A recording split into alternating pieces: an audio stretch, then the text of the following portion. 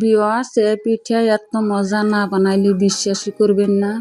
আসুন কিভাবে আমি বানাই দেখুন পুরো ভিডিওটা। আসসালামু আলাইকুম, welcome to my channel Jerifa kitchen blog. আজকে আরও একটা ভিডিও নিয়ে আপনাদের সঙ্গে শেয়ার করতে আসলাম। এখানে একটা ডিম নিয়েছি, ডিমটা ফাটাইয়া নিয়েছি, ফাটাইয়া নিয়ে একটু ফেটে নিলাম। এখন আমি চিনি দিয়ে দিলাম পরিমাণ মতো। আপনারা যে হিসাবে মিষ্টি খান ওই হিসাবে চিনিটা দিয়ে দিবেন। চিনিটা দিয়ে ভালো করে চিনিটা মিশিয়ে নিব। আমার কিন্তু চিনিটা মিশানো হয়ে গেছে। এখন আমি এলাচ গুঁড়ো দিয়ে দিলাম। আপনারা ভ্যানিলা এসেন্স দিতে পারেন। এলাচ গুঁড়োটা দিয়ে মিশিয়ে নিব। এটা আমার মিশানো হয়ে গেছে। এখন পরিমাণ মতো লবণ দিয়ে দিলাম।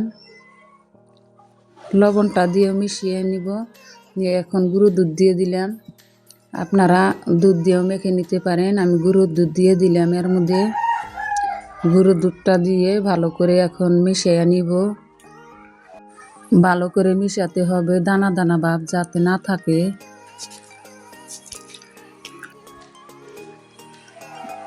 এই যে আমার কিন্তু মিশানো হয়ে গেছে। দেখুন কালারটাও চেঞ্জ হয়ে গেছে। এখন আমি এর মধ্যে কিছু উপকরণ মিক্স করব। সুজি দিয়ে দিলাম। আমি লাল সুজিটা নিয়েছি, আপনারা সাদা সুজিটা নিতে পারেন। এই পিঠাটা চালের গুঁড়া দিয়ে অথবা ময়দা দিয়েও তৈরি করতে পারবেন। আমি অল্প কয়েকটা ময়দাও দিয়ে দিলাম এর মধ্যে। দিয়ে এখন চামচ দিয়ে মিশিয়ে নিব।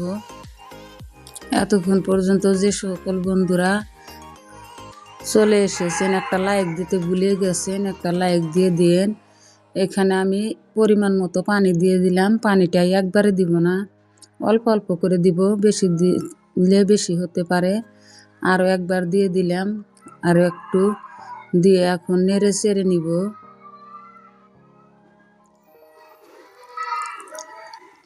দানা দানা ভাব যাতে না থাকে। আমার এই যে ব্যাটারটা রেডি হয়ে গেছে, কিন্তু একটু দানা দানা ভাব নাই।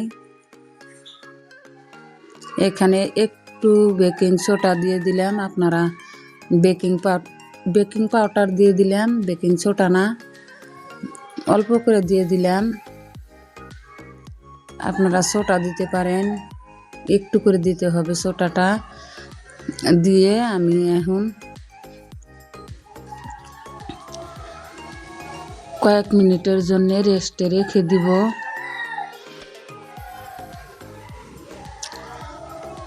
এখন কয়েক চামচ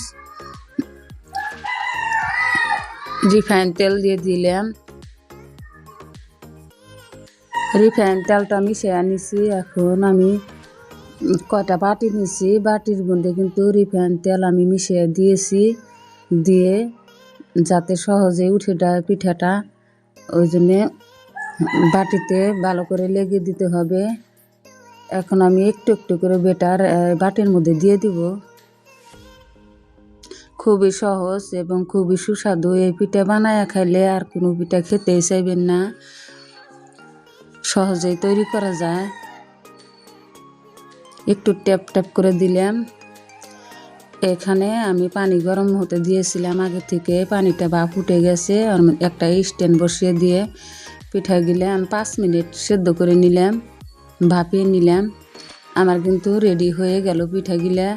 খুব সহজে উঠে যাবে রিফাইন তেল দিয়ে করার জন্য, মেখে নেওয়ার জন্য। এই যে পিঠাগুলাও কিন্তু অনেকটা সুন্দর হয়েছে। এভাবেও খেতে পারবেন আপনারা। সস, চাটনি, চা যে কোনো কিছু দিয়েই খেতে পারবেন।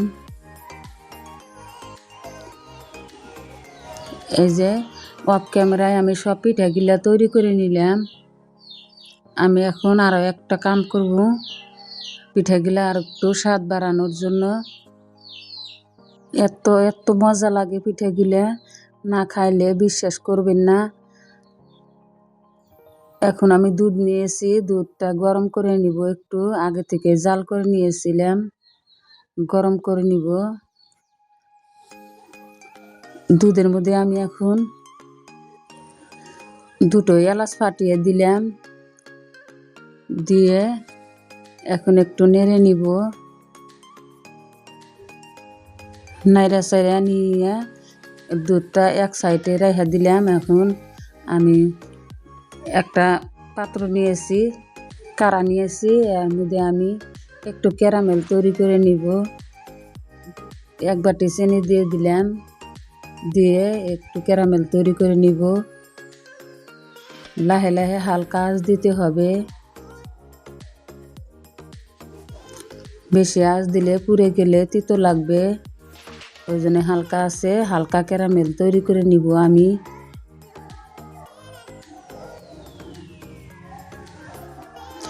আমার চিনিটা গইলা গেছে কিন্তু, এই যে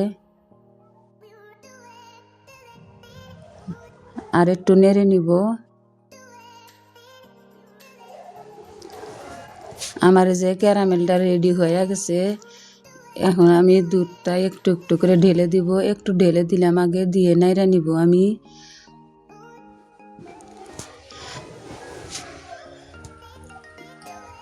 এখন আমি সবটুকু দুধ দিয়ে দিব এর মধ্যে।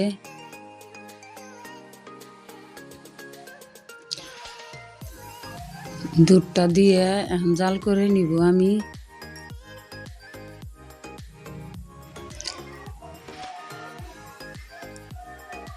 এখন আমি জাল করে নেওয়া হয়ে গেছে দুধটা। পিঠাগুলার মধ্যে আমি দুধ দিয়ে দিব, চামচ দিয়ে দিয়ে এর উপর দিয়ে দিব, একেবারে ভিজে একেবারে ফুসফুসে হয়ে যাবে। এখন এর মধ্যে একটু সৌন্দর্যের জন্য আমি কয়েকটা বাদাম নিয়েছি, চীনা বাদাম। আপনারা যে কোনো ড্রাই ফ্রুট নিতে পারেন। চীনা বাদাম কয়টা আমি এর উপরে ছড়াইয়া দিলাম।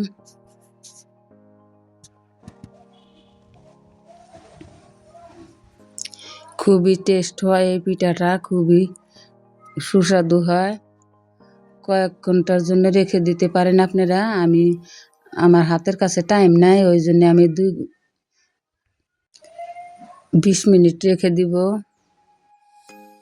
কয়েক ঘন্টার জন্য রেখে দিলে এইরকম ভালো হবে পিঠাটা আরও। এই যে আমি ফিরে আসলাম 20 মিনিট পর। এখন আমি পিঠাটা আপনাদের কেটে দেখাইতেছি।